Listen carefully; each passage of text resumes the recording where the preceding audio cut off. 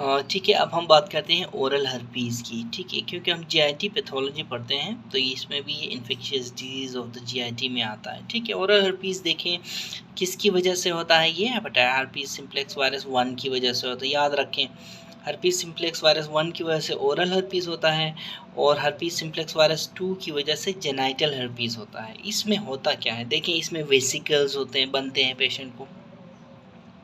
जब patient infected होता है तो वेसिकल्स बनते हैं।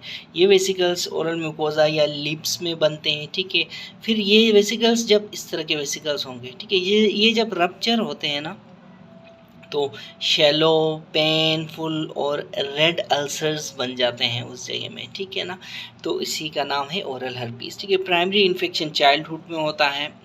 ठीक है, और लेयंस हील तो हो जाते हैं इसमें। ठीक है, ये जो लेयंस हैं ये हील हो जाते हैं, लेकिन जो वायरस होता है वो डोरमेंट रहता है। कहाँ रहता है, आपकी गेंगलिया में। देखें, अब जो फेस है ना, फेस इस जगह में बड़ा गेंगलिया कौन सा होता है, ट्राइजेमिनल नर्व का गेंगलिया। तो ये फेस ओरल हर्पीज़ का जो पेशेंट है, इसमें जो वायरस होता है वो ट्राइजेमिनल नर्व के गेंगलिया में डोरमेंट रहता है। बहुत ही इंपॉर्टेंट क्वेश्चन है ये आपने पॉइंट याद रखना है, पॉइंट है।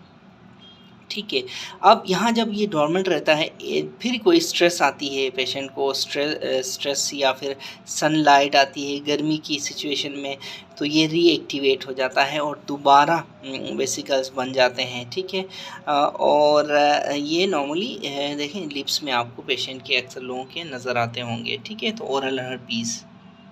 ठीक है ना, ये आप देखें यहाँ पे आपको पेशेंट को ओरल हर्पीज़ का वो जो है सोर नज़र आ रहा है। इसको कोल्ड सोर भी बोलते हैं। ठीक है, ये देखें यहाँ पे नज़र आ रहा है, इसके अलावा यहाँ पे नज़र आ रहा है।